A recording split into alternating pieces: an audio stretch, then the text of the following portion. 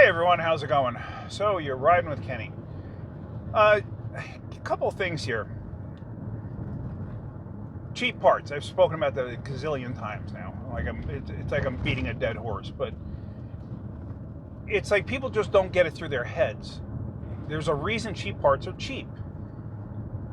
Now, are some parts like way too expensive, and can you get a lesser expensive aftermarket part that'll do the job just as well? Sure, you can. Absolutely. You just got to be mindful of what you're getting. So a customer came in, and his Kia, he said that 13 or 14 months ago, he was at the dealership, and they told him he needed a new catalytic converter. Now it's a maniverter, the manifold catalytic converter assembly. So they told me he needed one of those, and the part itself was like $1,700. And then with labor, whatever the price was. But he's like, I am not spending $1,700 on this. And the car was a 2017. So the guy's like, I'm not spending $1,700 just on a catalytic converter plus labor. Okay. So this is before he ever became a customer of ours. So he went online and he found a dirt cheap $199 exhaust manifold catalytic converter assembly. What could the difference be, right? What could the difference be? So he bought it, brought it to a shop, had them install it. Okay. He left, check engine lights out, no problem. About 6 months later, he said, check engine light comes on. So he goes and has it scanned. Catalytic converter efficiency. Same code as originally, because that's why he went to the dealer. All right. So he didn't replace the O2s at the time. So he did some research and said, you should replace the O2s. Okay. So he put a pair of O2s in it, upstream and downstream. Had that same shop put those in. Okay. Goes down the road about 4 or 5 months. Check engine light comes on. Catalytic converter efficiency. However, now he says it's starting to lose power. He says he could feel it. It just doesn't have the power it used to. Okay. So now fast forward to 14 months later, 13 months, whatever it was, he brings it into us because he did Google reviews and he saw our ratings. So he brings it into us and he explains the whole situation to me. And I said, there's a reason that catalytic converter was so inexpensive. I said, because they don't last. I said, I'd be willing to bet it broke apart and it's probably plugging up your exhaust system somewhere. So he's like, well, what does that mean? I said, well, that means you get to do the job of replacing the catalytic converter all over again. I said, and we're going to have to replace those oxygen sensors too, because I don't know if anything contaminated the oxygen sensors. Well, why would I have to change those? I could just replace them. Because I won't sell you a catalytic converter and not put in O2 sensors at the same time. I won't do it. Okay. So this is all speculation at that point. So I took the car for a ride, and sure enough, you could kind of feel like you gave it gas, and you could kind of hear like the whoa type sound out of the intake, like you're wide open, but it ain't going nowhere. So it's like, this thing's got a plugged exhaust. Okay, well, guess what? This thing has 2 catalytic converters on it. The main one, the man inverter, and then a secondary one afterwards. So go take it apart today. Now, I wasn't there for 2/3 of the day today because Mrs. Wrenching had some neurology doctor's appointments and stuff. So I had already scheduled, now this went on last week, so I had already told the guy, I gave him a price on a high quality aftermarket catalytic converter. It was still $1,000 just for the catalytic converter, but a lot better than $1,700 from the dealership, plus labor and everything else. He was kind of like, this now is costing me what I would have paid Hyundai to do it. Yeah. Well, that's what happens, unfortunately. I mean, I can legitimately say I feel bad, but it's got to be done at this point. What are you going to do? Because you're going to have an undrivable vehicle. Plus the check engine light's on, and you got to pass inspection. So I wasn't there this morning, but I had ordered the parts. I was confident the guy was coming in to have it done today. So I ordered the parts. I had everything ready. I had O2 sensors and I had that man inverter there. But I said, it depends on what we find. We may have to put the secondary cat in. Okay. But the secondary cat was readily available. The manifold one would take a day to get. That's why I ordered it last week. The secondary one was readily available, so I wasn't concerned about it. But I told him, you may be buying the secondary cat. Okay, I understand it. So Rick goes ahead and he takes it apart today.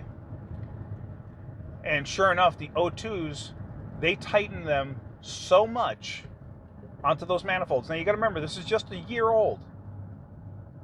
Both of them cross-threaded coming out, or it took the threads out with them, is what I should say. I shouldn't say cross-threaded. It took the threads out with them because they over-tightened them so bad that it basically stripped them. So regardless, it had to get O2s. But the second O2 is actually in the flex pipe that bolts to the cat. Bolts to the man inverter cat. So we had to rethread that one to put a new O2 in it. The second cat was full of debris from the front cat because the front cat completely blew apart like I thought it would have. And it destroyed the secondary cat. So we had to replace the secondary cat as well. So purchasing the inexpensive part led to more damage to the system a year later. So the repair in total wound up being more than he would have paid had he had the dealer do it in the first place. Well, maybe not more, but about the same price if you think about it, because now you had to pay the labor twice, and then he had to buy a secondary cat and everything else. Yeah, so it turned out that it was not a wise choice buying a super cheap catalytic converter. And I'll be honest with you, anytime I've ever seen anybody purchase one of those cheap converters, it's always been a problem. I cannot think of one time where somebody's purchased a cheap catalytic converter and it's worked out okay. It's every single time I've ever seen it, it's been a problem. So that's one vehicle. The second vehicle is a customer of ours. She has a Hyundai Sonata, and it's the 2-liter, I think. Yeah, I'm pretty sure it's a 2.4 liter. But it's got 190,000 miles on it, and it started to use oil about 6 months ago, like heavily use oil. You don't see any smoke out of the tailpipe or anything, but it uses oil. It uses about a quart every 750 miles. Okay. Now that car calls for 520, I believe. So I told her, so she was coming in every 2 weeks for us to check the oil and top it off. Like she's good about maintaining her car. She's always maintained it. So I told her, listen, Kim, what I do with my daughter's own cars, because one has a Hyundai, one has a Kia, and they take 520. I have a Kia. They take 520. I've bumped them up to 1540. So if you'd like, we can bump yours up to 1540 at your next oil change and see how you like it. So she says, okay, I'm willing to try that. And she asks questions, but it calls for much thinner oil. She actually knows a lot about cars. She's educated when it comes to that, which I really appreciate that. I love when people actually know something and they can question me and ask me questions, but like legitimate questions, not like those dumbfounded questions that just go nowhere. Like she actually asks legitimate questions, because she has legitimate concerns. So, and she's like, but it calls for much thinner oil. Isn't that going to cause a problem? I said, well, considering the mileage that you have on the vehicle, I don't think it's a problem. So, and I told her about my daughter's cars. Like, okay, I'm willing to try it. If you're telling me that you do this, I'm willing to try it. She has the car for 2 weeks, and she comes in today to tell me, she goes, I cannot believe what a difference just changing the oil to 1540 made on that engine. She says, I actually am getting better gas mileage. She goes, I am getting, she goes, the car actually feels like it has more power and it's smoother. She goes, when I start it up in the morning, I don't hear the clattering of the timing chains as bad as I did before. I said, yeah, that's the same thing I found with my daughter's cars. She goes, yeah. She goes, all around, it just feels that much better. It still uses oil. However, it's now using a quart every 1,000 miles instead of a quart every 750 miles. So, but it still uses oil, but she is so happy because she said she noticed a noticeable difference in just the general drivability of the vehicle. Kind of amazing if you think about it. Now, do I recommend you just changing your car to 1540 or even 2050? No, I don't. But if you got a ton of mileage on your car, if you got over 100,000 miles on it, it's probably not going to hurt anything. But there again, I'm not telling you to do that. I'm just telling you what I've done and what I have found seems to help and seems to make the cars run smoother. I will go 1540. If you already have some type of issues, like you have a car that wasn't very well maintained and stuff like that, and it's using a pretty good amount of oil. Oh, and her car doesn't leak any oil. It's dry as a bone.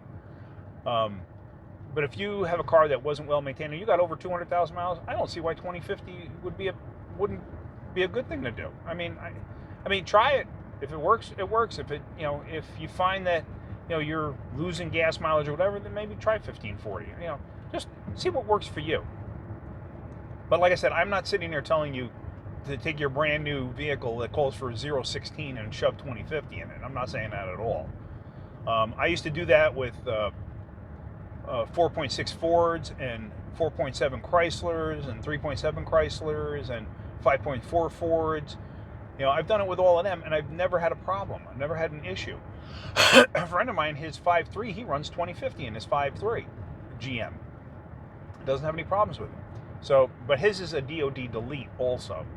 So you got to remember something too. When you have DOD, displacement on demand, or AFM, whatever you want to call it, where it shuts the lifters off and whatnot, the heavier oil may affect that. So you may want to consider not doing it unless you have a delete in the vehicle. So just something to consider, something to think about, that's all. But I thought I'd share that with you. Cheap parts and oil changes. All right, guys. I hope you're getting something out of my videos. If you are, hit that like button. If you could, please subscribe. If you look down in the description below, you'll see links to Amazon products that I use personally, and I highly recommend. If you could at least give it a click, I would appreciate it. It does help with traffic. I'm trying to get a store going through Amazon, but I want to show that I can get traffic. And if you do buy something, I'm not asking you to, it does help me. I do get a small percentage of it. It's minor, but it's something, and every little bit helps, obviously. So anyway, that's about it. All right, guys. I hope you had a great day today. Keep wrenching.